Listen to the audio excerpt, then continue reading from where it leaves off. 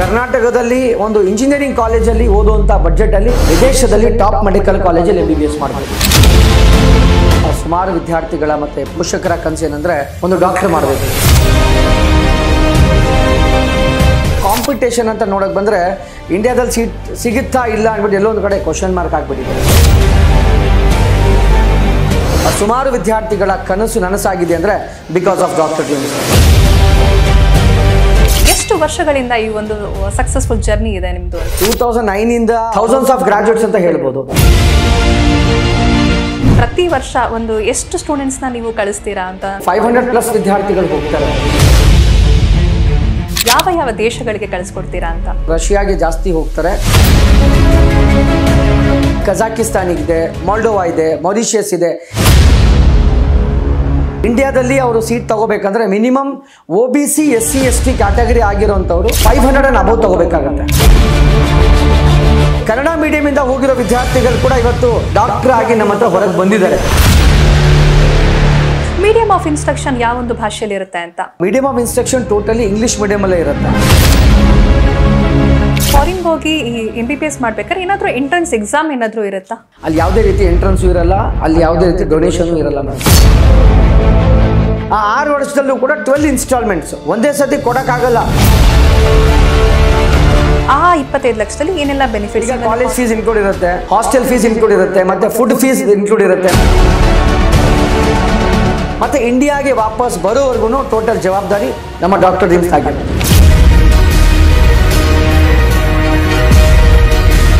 ನಮಸ್ಕಾರ ವೀಕ್ಷಕರೇ, national TV ಅರ್ಪಿಸುವ ವಿಶೇಷ education based episode doctor dreams ಪ್ರೋಗ್ರಾಮ್ಗೆ ನಿಮ್ಮೆಲ್ಲರಿಗೂ ಸ್ವಾಗತ. ವೀಕ್ಷಕರೇ, ಇವತ್ತು ನಾವು ಒಂದು ವೆರಿ ಇಂಪಾರ್ಟೆಂಟ್ ಟಾಪಿಕ್ ಬಗ್ಗೆ ಮಾತಾಡ್ತಾ ಇದ್ದೀವಿ. ತುಂಬ ಜನ ಪೋಷಕರಿಗೆ ಮಕ್ಕಳನ್ನ MBBS ಮಾಡಿಸ್ಬೇಕು, ನನ್ನ ಮಗನ ಡಾಕ್ಟರ್ ಮಾಡಬೇಕು, ನನ್ನ ಮಗಳನ್ನ ಡಾಕ್ಟರ್ ಮಾಡಬೇಕು ಅಂತ ಕನಸಿರುತ್ತೆ. ಅದರಲ್ಲೂ ವಿದೇಶದಲ್ಲಿ ಮಾಡಬೇಕು ಅಂತ ಕೂಡ ತುಂಬ ಕನಸುಗಳನ್ನ ಇಟ್ಕೊಂಡಿರ್ತಾರೆ. ಆದರೆ ಅದಕ್ಕೊಂದು ಪ್ಲಾಟ್ಫಾರ್ಮ್ ಇರೋದಿಲ್ಲ. ಹೇಗಪ್ಪ ವಿದೇಶಕ್ಕೆ ಕಳಿಸೋದು? ಒಂದು ಟ್ರಿಪ್ ಕಳ್ಸೋಕ್ಕೆ ಭಯ ಆಗುತ್ತೆ. ಇನ್ನು ವಿದೇಶದಲ್ಲಿ ಎಜುಕೇಷನ್ನ ಹೇಗೆ, ಅಲ್ಲಿ ಯಾರನ್ನ ನಂಬಿ ಕಳಿಸೋದು, ಹೇಗೆ ಕಳಿಸೋದು ಅಂತೆಲ್ಲ ತುಂಬಾ ಕನ್ಫ್ಯೂಷನ್ಸ್ ಇರುತ್ತೆ. ಇದೆಲ್ಲದಕ್ಕೂ ಇವತ್ತು ಒಂದೇ ವೇದಿಕೆಯಲ್ಲಿ ನಾವು ನಿಮಗೆ ಉತ್ತರವನ್ನು ಕೊಡ್ತೀವಿ. ಇವತ್ತು ನಮ್ಮ ಜೊತೆ ಇದ್ದಾರೆ ಡಾಕ್ಟರ್ ಡ್ರೀಮ್ಸ್ನ MD ಹಾಗೂ ಫೌಂಡರ್ ಹಾಗೂ CEO ಆಗಿರುವಂತಹ ಮುಬಾರಕ್ ಸರ್ ಅವರು. ಬನ್ನಿ ವೀಕ್ಷಕರೇ, ಅವ್ರನ್ನ ಇವತ್ತು ಕಾರ್ಯಕ್ರಮಕ್ಕೆ ಸ್ವಾಗತ ಮಾಡೋಣ. Sir, welcome to the show. Hello ma'am. Sir, ಇವಾಗ ತಾನೇ ಹೇಳ್ತಾ ಇದೆ, ತುಂಬ ಜನ ಪೇರೆಂಟ್ಸ್ಗೆ ತಮ್ಮ ಮಕ್ಕಳನ್ನ MBBS ಮಾಡಿಸ್ಬೇಕು ಅಂತ ಆಸೆ ಇಟ್ಕೊಂಡಿರ್ತಾರೆ. ಅದು ವಿದೇಶದಲ್ಲಿ ಮಾಡಬೇಕು ಅಂತ ತುಂಬ ಕನಸುಗಳನ್ನ ಕಟ್ಕೊಂಡಿರ್ತಾರೆ. ಸೊ ಇದಕ್ಕೆಲ್ಲ ಒಂದು ಪ್ಲಾಟ್ಫಾರ್ಮ್ ನೀವು ಆಲ್ರೆಡಿ ಮಾಡಿಬಿಟ್ಟಿದ್ದೀರಾ and you are very successful. ಅದಕ್ಕೆ I am really congratulations for that. And ಏನಪ್ಪ ಅಂದರೆ ವೈ ಡಾಕ್ಟರ್ ಡ್ರೀಮ್ಸ್ ಅನ್ನೋದು ಹೇಳಿ ಸರ್. ಈಗ ನೀವು ಹೇಳ್ದಂಗೆ ಸುಮಾರು ವಿದ್ಯಾರ್ಥಿಗಳ ಮತ್ತು ಪೋಷಕರ ಕನಸು ಏನಂದರೆ ಒಂದು ಡಾಕ್ಟರ್ ಮಾಡಬೇಕು. ಯಾಕಂದರೆ ಒಂದು ಚೈಲ್ಡ್ಹುಡ್ಡಿಂದ ಒಂದು ಡ್ರೀಮ್ ಇರುತ್ತೆ, ಮಕ್ಕಳಿಗೆ ನಾವು ಡಾಕ್ಟರ್ ಮಾಡಬೇಕು ಅಂದ್ಬಿಟ್ಟು. ಈಗ ಬರ್ತಾ ಬರ್ತಾ ಏನಾಗುತ್ತೆ ಅಂತ ಹೇಳಿದ್ರೆ, ಈಗ ಇರೋ ಕಾಂಪಿಟೇಷನ್ ಅಂತ ನೋಡೋಕೆ ಬಂದರೆ ಇಂಡಿಯಾದಲ್ಲಿ ಸೀಟ್ ಸಿಗುತ್ತಾ ಇಲ್ಲ ಅಂದ್ಬಿಟ್ಟು ಎಲ್ಲೊಂದು ಕಡೆ ಕ್ವಶನ್ ಮಾರ್ಕ್ ಆಗಿಬಿಟ್ಟಿದೆ.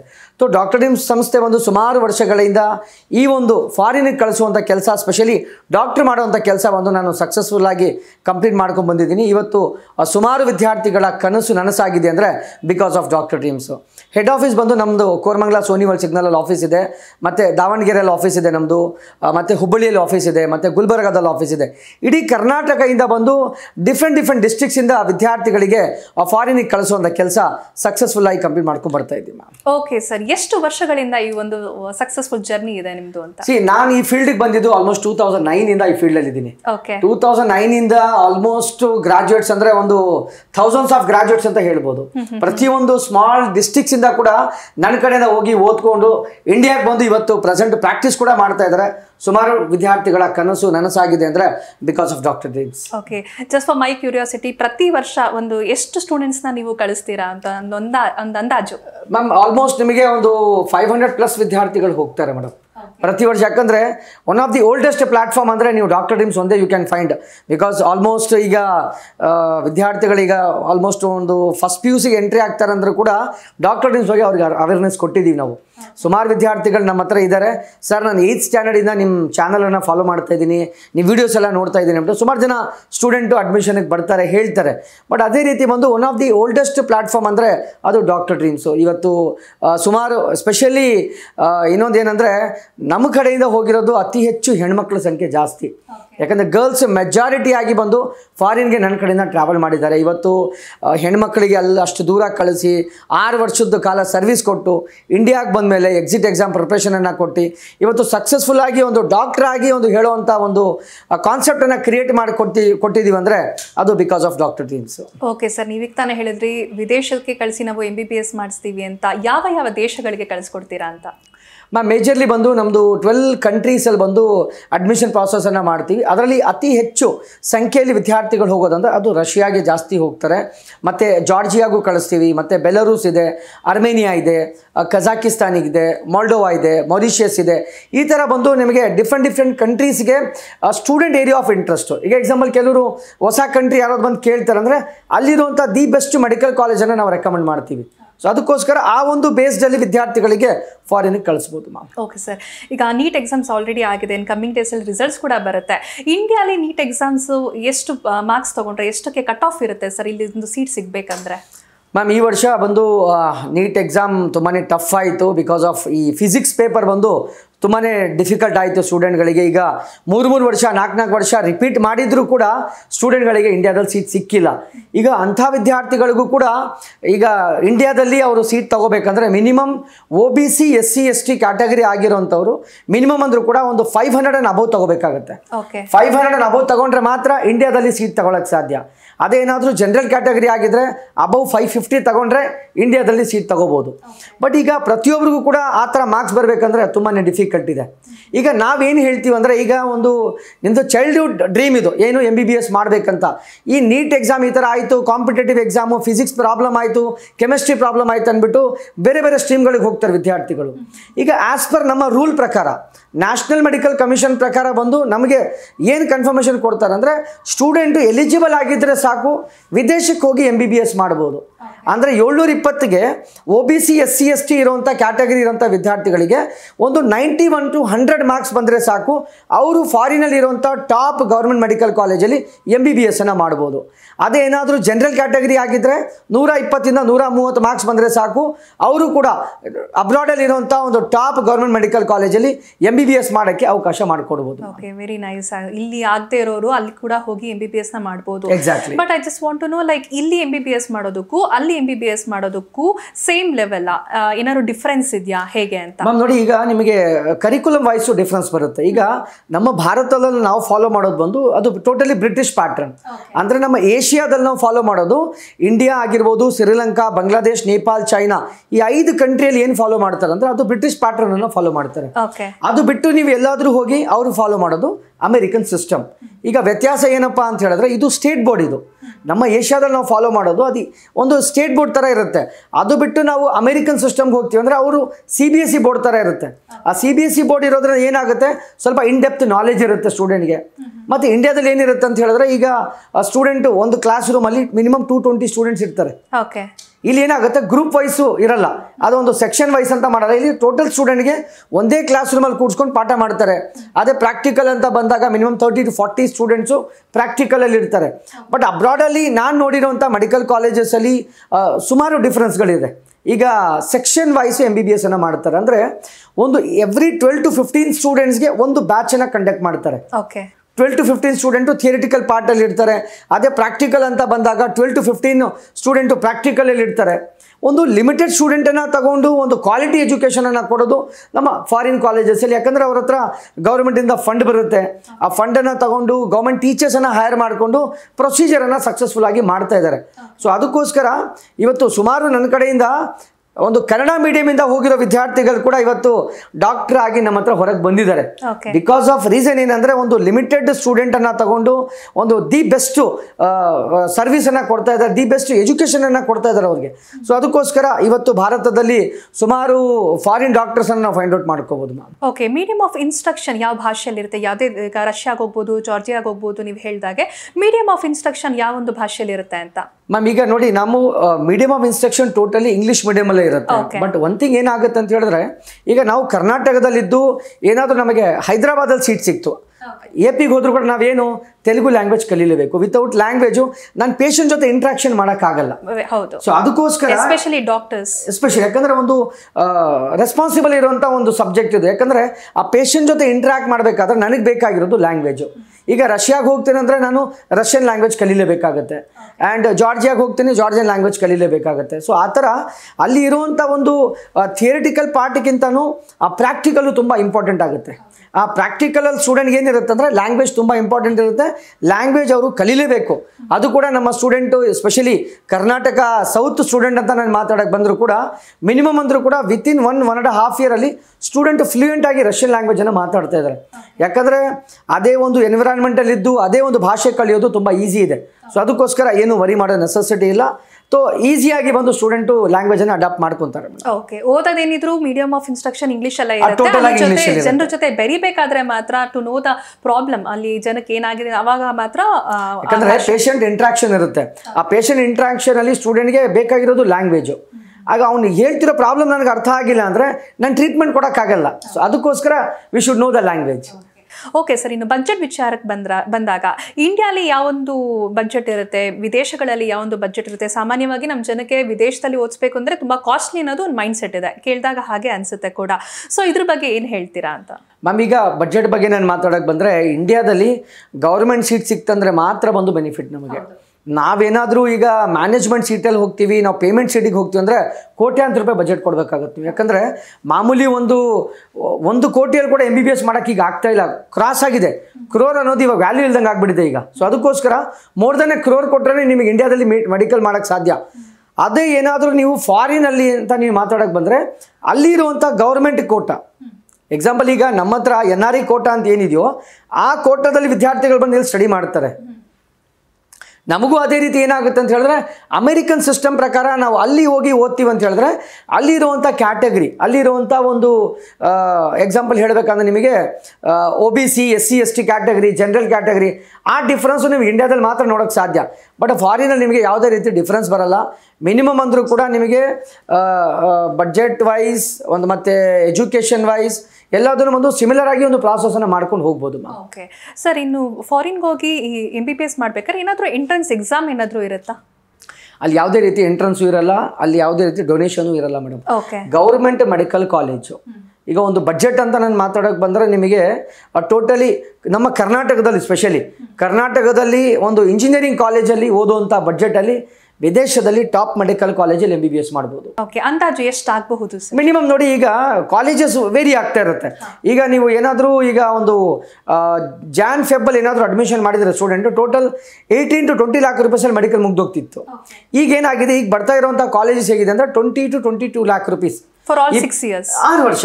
ಟೋಟಲ್ 20 ಇಂದ 22 ಲಕ್ಷ ರೂಪಾಯಿ ಏನಾದರೂ ನಿಮ್ಮ ಹತ್ರ ಬಡ್ಜೆಟ್ ಇದ್ದರೆ ಅಬ್ರಾಡಲ್ಲಿರುವಂಥ ಟಾಪ್ ಗೌರ್ಮೆಂಟ್ ಮೆಡಿಕಲ್ ಕಾಲೇಜಲ್ಲಿ ಓದೋಕ್ಕೆ ಅವಕಾಶ ಮಾಡಿಕೊಡ್ತೀವಿ. ಅದು ಕೂಡ ನಿಮಗೆ 22 lakh ರೂಪೀಸಲ್ಲಿ 6 ವರ್ಷ ಟೈಮ್ ಇರುತ್ತೆ. ಆ 6 ವರ್ಷದಲ್ಲೂ ಕೂಡ 12 ಇನ್ಸ್ಟಾಲ್ಮೆಂಟ್ಸು ಒಂದೇ ಸತಿ ಕೊಡೋಕ್ಕಾಗಲ್ಲ. ಕೆಲವ್ರು ಏನು ಮಾಡ್ತಾರೆ ಸರ್, ಏಜೆನ್ಸಿಯಲ್ಲಿ ಅವರು ಪ್ಯಾಕೇಜ್ ಕೇಳ್ತಾ ಇದ್ದಾರೆ. ಯಾವುದೇ ರೀತಿ ನಾನು ಪೋಷಕರಿಗೆ ಏನು ಹೇಳ್ತೀನಿ ಅಂದರೆ, ಯಾವುದೇ ರೀತಿ ಪ್ಯಾಕೇಜ್ ಅಮೌಂಟ್ ಅಂತ ಕೊಡೋಕ್ಕೆ ಹೋಗಬೇಡಿ. ನಿಮ್ಮ ದುಡ್ಡಿಗೆ ನಿಮಗೆ ರೆಸ್ಪಾನ್ಸಿಬಿಲಿಟಿ ನೀವು ತೊಗೋಬೇಕು. ಯಾಕಂದರೆ ಕೆಲವ್ರು ಬರ್ತಾರೆ, ಮೇಡಮ್ ಒಂದೇ ಸತಿ ದುಡ್ಡು ಕೊಟ್ಟರೆ ಒಂದು ಕಮ್ಮಿ ಬಡ್ಜೆಟಲ್ಲಿ ಆಗೋಗ್ಬಿಡುತ್ತೆ. ಅದೆಲ್ಲ ಆಗಲ್ಲ. 12 ನಿಮಗೆ 6 ವರ್ಷ ಟೈಮ್ ಇರುತ್ತೆ. 12 ಇನ್ಸ್ಟಾಲ್ಮೆಂಟ್ ಟೈಮ್ ಕೊಡಿಸ್ತೀನಿ. ಆರಾಮಾಗಿ ಆ ಪ್ರೊಸೀಜರ್ ವೈಸ್ ಮಾಡ್ಕೊಂಡು ಹೋದ್ರೆ ದಿ ಬೆನಿಫಿಟ್ ಆಗುತ್ತೆ ನಿಮಗೆ. ನೀವು ಹೇಳಿದ್ರಿ ಈಗ ಒಂದಿಷ್ಟೊಂದು 25 ಲಕ್ಷದಲ್ಲಿ ಅಂತ. ಆ 25 ಲಕ್ಷದಲ್ಲಿ ಏನೆಲ್ಲ ಬೆನಿಫಿಟ್ಸ್, ಈವನ್ ಹಾಸ್ಟೆಲ್ ಫುಡ್ ಎಲ್ಲ ಟೋಟಲ್ ಬಂದ್ಬಿಡುತ್ತೆ ಅದರಲ್ಲಿ.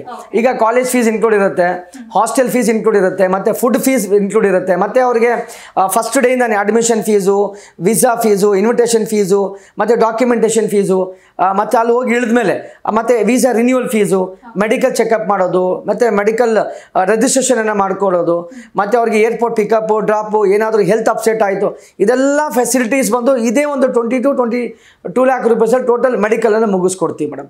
ಅದು ಕೂಡ ಸ್ಟೂಡೆಂಟ್ಗೆ ಯಾವುದೇ ರೀತಿ ತೊಂದರೆ ಆಗಲ್ಲ. ಯಾಕಂದರೆ ನಿಮಗೆ 6 ವರ್ಷ ಟೈಮ್ ಕೊಡ್ತೀವಿ. It is not like one time package 22 lakh rupees ಕೊಡೋ ನೆಸೆಸಿಟಿ ಇಲ್ಲ. ನಿಮಗೆ ಫಸ್ಟ್ ಇಯರಿಂದ ನಿಮಗೆ ಅದು ಆಪ್ಷನನ್ನು ಮಾಡಿಕೊಡ್ತಿರೋದ್ರಿಂದ ಒಂದು ಮಿನಿಮಮ್ ಬಡ್ಜೆಟಲ್ಲಿ ನಿಮಗೆ ಮೆಡಿಕಲ್ ಮುಗಿಸ್ಕೊಳ್ಳೋಕ್ಕೆ ಒಂದು ಅವಕಾಶ ಮಾಡಿಕೊಡ್ತೀವಿ. ಓಕೆ ಸರ್, ಯಾವುದೇ ಒಂದು ಪೋಷಕರಿಗೆ, ಪೇರೆಂಟ್ಸ್ಗೆ ಈಗ ವಿದೇಶಕ್ಕೆ ಮಕ್ಕಳನ್ನ ಕಳಿಸ್ತೀನಿ ಅಂದಾಗ ಅಲ್ಲಿ ಸೇಫ್ಟಿ ಮೆಷರ್ಸ್ ಬಗ್ಗೆ ತಿಳ್ಕೊಬೇಕು ಅಂತ ಇರುತ್ತೆ. ಸೊ ನೀವು ಕಳಿಸ್ಕೊಡ್ಬೇಕಾದ್ರೆ ಇಲ್ಲಿಂದ ಇಂಡಿಯನ್ ಸ್ಟೂಡೆಂಟ್ಸ್ನ ಫಾರಿನ್ಗೆ ಕಳಿಸ್ಕೊಡ್ಬೇಕಾದ್ರೆ ಸೇಫ್ಟಿ ಮೆಷರ್ಸ್ ಯಾವ ರೀತಿ ತೊಗೊಂಡಿದ್ದೀರಾ ಅಂತ? ಮ್ಯಾಮ್ ನೋಡಿ, ಈಗ ಸ್ಟೂಡೆಂಟ್ ಜೊತೆನೇ ನಾನು ಟ್ರಾವೆಲ್ ಮಾಡ್ತೀನಿ. First of all it is not like student ನಾವು ಅಲೋನಾಗಿ ಕಳಿಸಲ್ಲ, ಇವತ್ತರೂ ಕಳಿಸಿಲ್ಲ. ನಮಗೇನಂದ್ರೆ ಮೇಡಮ್, ಈಗ ಒಂದು ಪೋಷಕರು ನಮ್ಮನ್ನು ನಂಬಿ ಕರ್ಕೊಂಬಂದು ನಮ್ಮ ಹತ್ರ ಅಡ್ಮಿಷನ್ ಮಾಡ್ತಾರಂದರೆ ಬಿಕಾಸ್ ನಾವು ಕೊಡ್ತಿರುವಂಥ ಸರ್ವೀಸು. ಸೊ ಅದಕ್ಕೋಸ್ಕರ ಏನಾಗುತ್ತೆ ಅಂತ ಹೇಳಿದ್ರೆ, from the day of admission from the day of admission student ಫಾರಿನ್ಗೆ ಹೋಗಿ ಮೆಡಿಕಲ್ ಮುಗಿಸ್ಕೊಂಡು ಇಂಡಿಯಾಗೆ ವಾಪಸ್ ಬರೋವರೆಗೂ ಟೋಟಲ್ ಜವಾಬ್ದಾರಿ ನಮ್ದಾಗಿರುತ್ತೆ. ಸೊ ಅದಕ್ಕೋಸ್ಕರ ಯಾವುದೇ ರೀತಿ ಭಯ ಪಡೋ ನೆಸೆಸಿಟಿ ಇಲ್ಲ. 6 ವರ್ಷ ನಮ್ಮ ಕಡೆಯಿಂದನೇ ಸರ್ವಿಸ್ ಸಿಗ್ತಾ ಇರುತ್ತೆ ಅವ್ರಿಗೆ. ಮತ್ತು ಸ್ಪೆಷಲಿ ಹೆಣ್ಮಕ್ಳು ಜಾಸ್ತಿ ಇರೋದ್ರಿಂದ ಬಂದು ಸೇಫ್ಟಿ ಮೆಜರ್ಸ್ ನನಗೆ 100% ಇರುತ್ತೆ. ಸೊ ಅದ್ರ ಬಗ್ಗೆ ಟೆನ್ಷನ್ ತಗೊಳ್ಳೋ ನೆಸೆಸಿಟಿ ಇಲ್ಲ. ಮತ್ತು ಇಂಡಿಯಾಗೆ ವಾಪಸ್ ಬರೋವರೆಗೂ ಟೋಟಲ್ ಜವಾಬ್ದಾರಿ ನಮ್ಮ ಡಾಕ್ಟರ್ ಡ್ರೀಮ್ಸ್ ಆಗಿರುತ್ತೆ. ಓಕೆ, ಇನ್ನು ಹಾಸ್ಟೆಲ್ ಫೆಸಿಲಿಟಿ ಆಗ್ಬೋದು, ಫುಡ್ ಫೆಸಿಲಿಟಿ ಆಗ್ಬೋದು, ಇದು ಯಾವ ರೀತಿ ಇರುತ್ತೆ ಅಂತ? ಮೋಸ್ಟ್ ಆಫ್ ದಿ ಮೆಡಿಕಲ್ ಕಾಲೇಜಸಲ್ಲಿ ಹೇಗಿದೆ ಅಂದರೆ ಇಂಡಿಯನ್ ಫುಡ್ ಫೆಸಿಲಿಟಿ ಇದೆ. ಮತ್ತು ಹಾಸ್ಟೆಲ್ ಬಂದು ಗೌರ್ಮೆಂಟ್ ಹಾಸ್ಟೆಲ್ಸ್ ಇರೋದ್ರಿಂದ ಬಂದು ನಿಮಗೆ ಒಂದು ಮಿನಿಮಮ್ ಬಡ್ಜೆಟಲ್ಲೂ ಕೂಡ ಒಂದು ಹಾಸ್ಟೆಲನ್ನು ನಾವು ತಗೋಬೋದು. ಗೌರ್ಮೆಂಟ್ ಹಾಸ್ಟೆಲ್ ಸಿಗ್ಬಿಡುತ್ತೆ ನಮಗೆ. ಮತ್ತು ಈಗ ಕೆಲವು ಯೂನಿವರ್ಸಿಟಿಯಲ್ಲಿ ಹೆಂಗಿರುತ್ತೆ ಅಂತ ಹೇಳಿದ್ರೆ ಮೆಸ್ ಮ್ಯಾಂಡೇಟ್ರಿ ಇರುತ್ತೆ ಫಸ್ಟ್ ಇಯರಲ್ಲಿ. ಯಾಕಂದರೆ ಕ್ಲಾಸಸ್ ಟೈಮು 7:30 8 o'clock ಸ್ಟಾರ್ಟ್ ಆಗ್ತಿರೋದ್ರಿಂದ ಮಕ್ಕಳು ಎದ್ದು ಅದೆಲ್ಲ ಪ್ರಿಪೇರ್ ಮಾಡೋಕ್ಕಾಗಲ್ಲ ಅಂದ್ಬಿಟ್ಟು ಒಂದು ಸೆಲ್ಫ್ ಕುಕಿಂಗ್ ಆಪ್ಷನ್ ಅಂತ ಸೆಕೆಂಡ್ ಇಯರಿಂದ ಆಪ್ಷನ್ ಕೊಡ್ತಾರೆ. ಕೆಲವು ಮೆಡಿಕಲ್ ಕಾಲೇಜಲ್ಲಿ ಫಸ್ಟ್ ಇಯರಿಂದ ಮೆಸ್ ಮ್ಯಾಂಡೇಟ್ರಿ ಅಂತ ಮಾಡಿರ್ತಾರೆ. ಬ್ರೇಕ್ಫಾಸ್ಟ್, ಲಂಚ್, ಡಿನ್ನರನ್ನು ಪ್ರೊವೈಡ್ ಮಾಡ್ತಾರೆ. ಮತ್ತು ಹಾಸ್ಟೆಲ್ ವೆರಿ ವಾಕಬಲ್ ಡಿಸ್ಟೆನ್ಸಲ್ಲಿ ಹಾಸ್ಟೆಲ್ಸ್ ಇರುತ್ತೆ. ಇದೆಲ್ಲ ಫೆಸಿಲಿಟಿಗಳು ನಿಮಗೆ 100% ಅಬ್ರಾಡಲ್ಲಿ ಅವಕಾಶ ಇರುತ್ತೆ.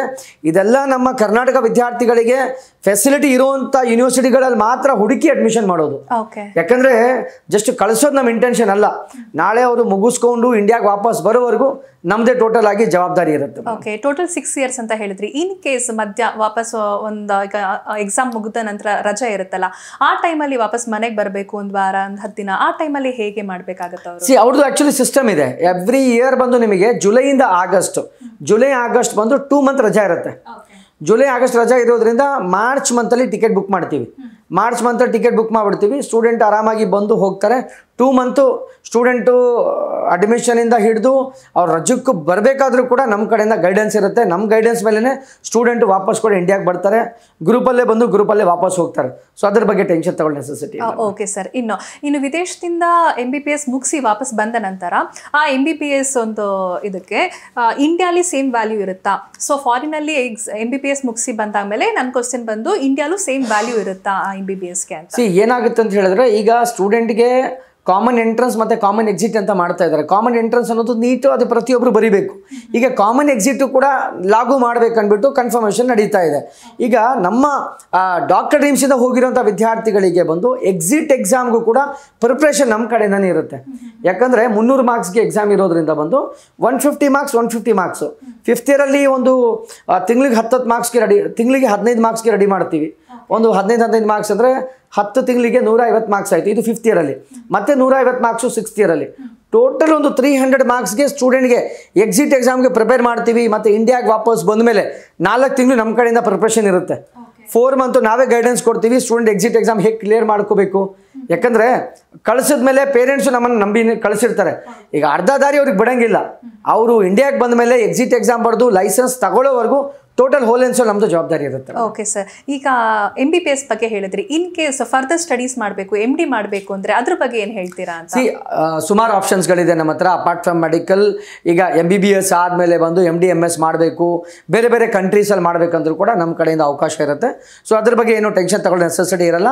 ಟೋಟಲ್ ಇನ್ ಆ್ಯಂಡ್ ಔಟ್ ಬಂದು ನಮ್ಮ ಕಡೆಯಿಂದ ಅದು ಪ್ರಾಸೆಸ್ಸನ್ನು ಮಾಡಿಕೊಡ್ತೀವಿ ಮೇಡಮ್. Okay sir. ಈಗ MBBS ಮುಗಿಸಿ ನಂತರ ತುಂಬ ಜನಕ್ಕೆ ಅಲ್ಲೇ ಉಳ್ಕೋಬೇಕು ಅಂತ ಮೈಂಡ್ ಸೆಟ್ ಆಗುತ್ತೆ. ಈಗ ಇಲ್ಲಿ ಸೆಟ್ ಆಗಿದೆಯಪ್ಪ, ಇಲ್ಲೇ ಕಂಟಿನ್ಯೂ ಮಾಡೋಣ ಅಂತ ಕೆಲವ್ರಿಗೆ ಇರುತ್ತೆ. ಸೊ ಅವ್ರು ನೆಕ್ಸ್ಟ್ ಪ್ರಾಕ್ಟೀಸ್ ಮಾಡಬೇಕು ಅಂದರೆ ಏನು ಮಾಡಬೇಕು? ಅದೇ ಕೆಲವರು ಬೇರೆ ದೇಶಕ್ಕೆ ಹೋಗಬೇಕು ಅಂತ ಇರುತ್ತೆ. ಸೊ ಮೇ ಬಿ ಅಮೆರಿಕಕ್ಕೆ ಹೋಗಬೇಕು ಅಂತ ಇರುತ್ತೆ, ಆಸ್ಟ್ರೇಲಿಯಾಗೆ ಹೋಗಬೇಕು ಅಂತ ಇರುತ್ತೆ. ಇಟ್ಸ್ ಅವ್ರ ವಿಷಯ. ಸೊ ಅವ್ರು ಏನು ಮಾಡಬೇಕಾಗತ್ತೆ ಅಂತ ನಾನು ಹೇಳಿ. ಅಲ್ಲಿ MBBS ಮುಗಿದಾದ್ಮೇಲೆ ಬಂದು ನಿಮಗೆ ವರ್ಲ್ಡ್ ವೈಡಲ್ಲಿ ನಿಮಗೆ ಆಪರ್ಚುನಿಟಿಗಳಿದೆ. ಓಕೆ. ಈಗ ಒಂದು ಸುಮಾರು ಯುರೋಪ್ಗಳಲ್ಲಿ ನೀವು ನೋಡಿದ್ರೆ ಇವಾಗ ಡಾಕ್ಟರ್ಸ್ಗೆ ಸ್ಯಾಲ್ರಿನೂ ಜಾಸ್ತಿ ಮಾಡ್ತಾ ಇದ್ದಾರೆ. ಬಂದು ಕ್ವಾಲಿಟಿ ಡಾಕ್ಟರ್ಸನ್ನು ಬೇಕಂದ್ಬಿಟ್ಟು ಎಕ್ಸ್ಪೆಕ್ಟೇಷನ್ ಇರೋದು ಅವ್ರದ್ದು. ಅದರಲ್ಲಿ ಏನಾಗುತ್ತೆ ಅಂದರೆ ಸ್ಟೂಡೆಂಟು ನಾಳೆ ಎಕ್ಸ್ಚೇಂಜ್ ಪ್ರೋಗ್ರಾಮಲ್ಲಿ ಏನಾದರೂ ಅವನು ಟಾಪ್ ಕಂಟ್ರೀಸ್ಗೆ ಹೋಗ್ಬೇಕಂತ ಹೇಳಿದ್ರೆ US, UK, Canada, Australia, New Zealand ಮತ್ತು UAE ಈ 6 ಕಂಟ್ರಿಯಲ್ಲಿ ಟ್ರಾನ್ಸ್ಫರ್ ಆಪ್ಷನ್ಸ್ ಕೂಡ ಅವೈಲಬಲ್ ಇದೆ. ಸುಮಾರು ಕಂಟ್ರಿಯಲ್ಲಿ ಈ ಆಪ್ಷನ್ಸ್ ಇರೋದ್ರಿಂದ ಸುಮಾರು ವಿದ್ಯಾರ್ಥಿಗಳು ಈಗ ಫಾರಿನಲ್ಲಿ ಹೋಗ್ಬಿಟ್ಟು ನಾನು ಸೆಟ್ಲ್ ಆಗಬೇಕಂತನೂ ಸುಮಾರು ವಿದ್ಯಾರ್ಥಿಗಳು ನನ್ನ ಕಡೆಯಿಂದ ಹೋಗ್ತಾ ಇದ್ದಾರೆ. ಸೊ ಅದಕ್ಕೋಸ್ಕರ ಅವ್ರಿಗೆ ಅಲ್ಲಿ ಸೆಟ್ಲ್ ಆಗಬೇಕಂದ್ರೂ ಕೂಡ ಆಪ್ಷನ್ಸು ನಮ್ಮ ಹತ್ರ ಡಾಕ್ಟರ್ ಡ್ರೀಮ್ಸ್ ಅಲ್ಲೇ ಅವಕಾಶ ಇರುತ್ತೆ. ಸೊ ಆ ಒಂದು ಪ್ರೊಸೀಜರನ್ನು ಮಾಡಿಕೊಡ್ತೀವಿ. ಸೊ ವಾಪಸ್ ಬಂದು ಇಂಡಿಯಾಲಿ MD ಮಾಡಬೇಕು ಅಂತ ಅನ್ನೋರಿಗೆ ಅವ್ರಿಗೆ ಏನು ಆಪ್ಷನ್ಸ್ ಇರುತ್ತೆ ಅಂತ? MBBS ಮುಗಿದಾದ್ಮೇಲೆ ಸ್ಟೂಡೆಂಟ್ ಇಂಡಿಯಾಗೆ ವಾಪಸ್ ಬರ್ತಾರೆ. ಎಕ್ಸಿಟ್ ಎಕ್ಸಾಮ್ ಬರೀಬೇಕು. ಎಕ್ಸಿಟ್ ಎಕ್ಸಾಮ್ ಬರೆದ್ಮೇಲೆ ಲೈಸೆನ್ಸ್ ಸಿಗುತ್ತೆ. ಲೈಸೆನ್ಸ್ ಸಿಕ್ಕಾದ್ಮೇಲೆ ಸ್ಟೂಡೆಂಟು ನೀಟ್ PG ಬರೀಬೇಕು. ಅಂದರೆ ಇವಾಗ ನೀಟ್ UG ಯಾವ ಥರ ಬರೆದಿದ್ದಾರೋ ಅದೇ ರೀತಿ ನೀಟ್ PG ಬರೀಬೇಕು. ಆ ನೀಟ್ PG ಬರೆದಾದ್ಮೇಲೆ ಏನಾಗುತ್ತೆ ಸ್ಟೂಡೆಂಟ್ಗಳಿಗೆ ಒಂದು ಟೋಟಲ್ ಪ್ರಾಸೆಸನ್ನು ಮಾಡಿಕೊಡ್ತೀವಿ. ಮತ್ತು ನೀಟ್ PGಯಲ್ಲಿ ಏನಾದರೂ ಆಗಿಲ್ಲ ಅಂದರೆ ಟಾಪ್ 5 ಕಂಟ್ರೀಸ್ ಅಂದರೆ USA, UK, Canada, Australia, New Zealand ಮತ್ತು UAE ಈ 6 ಕಂಟ್ರಿಯಲ್ಲಿ ಟೋಟಲ್ ಹೋಲ್ ಆ್ಯಂಡ್ ಸೋಲ್ ಜವಾಬ್ದಾರಿಯನ್ನು ತಗೊಂಡು ಅವ್ರಿಗೂ ಆ ಟ್ರಾನ್ಸ್ಫರ್ ಆಪ್ಷನ್ ಕೂಡ ನಮ್ಮ ಡಾಕ್ಟರ್ಸ್ ಮುಖಾಂತರ ಬಂದು ಮಾಡಿಸ್ಕೊಡ್ತೀವಿ. Okay sir. So quality of education ಯಾವ ರೀತಿ ಇರುತ್ತೆ ಫಾರಿನ್ ಕಂಟ್ರಿಗಳಲ್ಲಿ, ಎಸ್ಪೆಷಲಿ MBBSಗೆ ಅಂತ? ಮ್ಯಾಮ್ ನೋಡಿ, ಈಗ ಅಮೆರಿಕನ್ ಸಿಸ್ಟಮ್ ಇರೋದ್ರಿಂದ ಬಂದು ಟೋಟಲ್ ಆಗಿ ಸ್ಟ್ಯಾಂಡರ್ಡ್ ಆಫ್ ಎಜುಕೇಷನ್ ಇರುತ್ತೆ. It is not like section wise ಮಾಡ್ತಿರೋದ್ರಿಂದ ಬಂದು ಸುಮಾರು ಅವಕಾಶಗಳಿರುತ್ತೆ ಅವ್ರಿಗೆ. ಆ ಒಂದು ಬೇಸ್ಡ್ ಮೇಲೆ ಬಂದು ಪ್ರಾಸೆಸನ್ನು ಮಾಡಿಕೊಡ್ತೀವಿ. ಏನು ಭಯ ಪಡೋ ನೆಸೆಸಿಟಿ ಇಲ್ಲ. ನಮ್ಮದು ಈಗ ಪ್ರತಿ ಒಂದು ವಿದ್ಯಾರ್ಥಿ ಕೂಡ, ಎಸ್ಪೆಷಲಿ ನಮ್ಮ ಕರ್ನಾಟಕ ವಿದ್ಯಾರ್ಥಿಗಳಿಗೆ ನಮ್ಮದೇ ನಿಯರ್ ಬೈ ಬ್ರಾಂಚಸ್ ಇರೋದ್ರಿಂದ ಬಂದು ನಿಮಗೆ ಎಲ್ಲ ಫೆಸಿಲಿಟಿ, ಎಲ್ಲ ಅವಕಾಶಗಳು ಬಂದು ನಿಮಗೆ ನಿಯರ್ ಬೈ ಬ್ರಾಂಚಸ್ ಅಂದರೆ ನಮ್ಮದು ಹೆಡ್ ಆಫೀಸ್ ಬ್ಯಾಂಗ್ಳೂರಲ್ಲಿದೆ, ಮತ್ತು ದಾವಣಗೆರೆಯಲ್ಲಿ JJ medical college opposite mama's joint road ಹತ್ರ ಕೂಡ ನಮ್ಮದು ಆಫೀಸಸ್ ಇದೆ, ಮತ್ತು ಗುಲ್ಬರ್ಗಾದಲ್ಲಿ ಆಫೀಸ್ ಇದೆ, ಹುಬ್ಳಿಯಲ್ಲಿ ಆಫೀಸ್ ಇದೆ.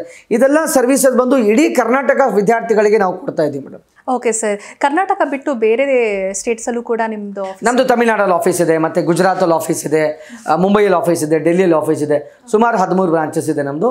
ಸೊ ಸಕ್ಸಸ್ಫುಲಿ ರನ್ನಿಂಗ್, ಮತ್ತು ಸುಮಾರು ವಿದ್ಯಾರ್ಥಿಗಳ ಕನಸು ಇವತ್ತು ನನಸಾಗಿದೆ because of doctor dreams. Okay sir. How happy are you with? Madam much happy. ಈಗ ಮೊನ್ನೆ ಕೂಡ ಸುಮಾರು ಸ್ಟೂಡೆಂಟ್ ಒಂದು 25 to 30 ಸ್ಟೂಡೆಂಟ್ ಗ್ರಾಜುಯೇಟ್ ಆಗಿ ಬಂದರು.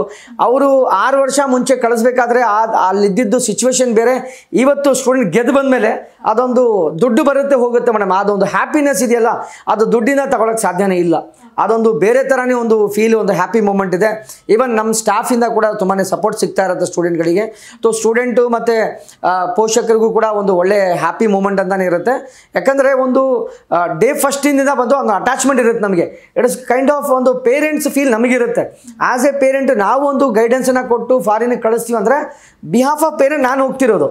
ಏಕೆಂದರೆ ಪೇರೆಂಟ್ಸ್ ಕರ್ಕೊಂಡು ಹೋಗಿ ಮಕ್ಕಳಿಗೆ ಬಿಡಬೇಕು. ಆ ಒಂದು ಸ್ಥಾನದಲ್ಲಿ ನಮಗೆ ಪೇರೆಂಟ್ಸ್ ಬಂದು ನಂಬಿ ಕಳಿಸ್ತಾ ಇದ್ದಾರೆ ಅಂದರೆ because we have build A ರ್ಯಾಪು and we have build the trust. ಆ ಟ್ರಸ್ಟಿಂದ ಇವತ್ತು ಡಾಕ್ಟರ್ ಡ್ರೀಮ್ಸು ಸುಮಾರು ಹೆಸರುಗಳು ಮಾಡಿದ್ದೀವಿ. ಇಡೀ ಸೌತಲ್ಲಿ ಬಂದು ದಿ ಬೆಸ್ಟ್ ಸರ್ವಿಸ್ ಕೊಡ್ತಾ ಇದ್ದೀವಿ ಡಾಕ್ಟರ್ ಡ್ರೀಮ್ಸ್ ಅಂತ ಸುಮಾರು ಜನ ಹೇಳ್ತಾರೆ. So I am really happy for that. Okay. In case graduation ಟೈಮಲ್ಲಿ ಪೇರೆಂಟ್ಸ್ ಹೋಗಬೇಕು ಅಂದರೆ ಅದಕ್ಕೇನಾದ್ರು facilities? Always madam, always welcome ಇರುತ್ತೆ ಪೇರೆಂಟ್ಸ್ಗೆ. ಯಾವಾಗ ನಾನೇ ಪೇರೆಂಟ್ಸ್ಗೆ ಫೋರ್ಸ್ ಮಾಡಿ ಕಳಿಸ್ತೀನಿ, ಸರ್ ಈಗ ನೋಡಿ MBBS ಮುಗೀತು, ಈಗ ನಿಮ್ಮ ಇನ್ವೆಸ್ಟ್ಮೆಂಟ್ ಎಲ್ಲ ಆಗಿದೆ, ಅಟ್ಲೀಸ್ಟ್ ಆ ಕಾಲೇಜ್ ಆದ ಒಂದು ಸತಿ ನೋಡ್ಕೊಂಬನ್ನಿ ಅಂದ್ಬಿಟ್ಟು. ಕೆಲವರು ಹೋಗ್ತಾರೆ, ಕೆಲವರು ಹೋಗಲ್ಲ. ಬಟ್ ಹೋಗೋವಂಥ ಪೋಷಕರಿಗೆ ಅದೊಂದು ಆಪರ್ಚುನಿಟಿ ನನ್ನ ಕಡೆಯಿಂದ ಇರುತ್ತೆ ಮೇಡಮ್. ಸೊ ವೀಸಾ ಎಲ್ಲ ಮಾಡಿಕೊಡ್ಬೋದು.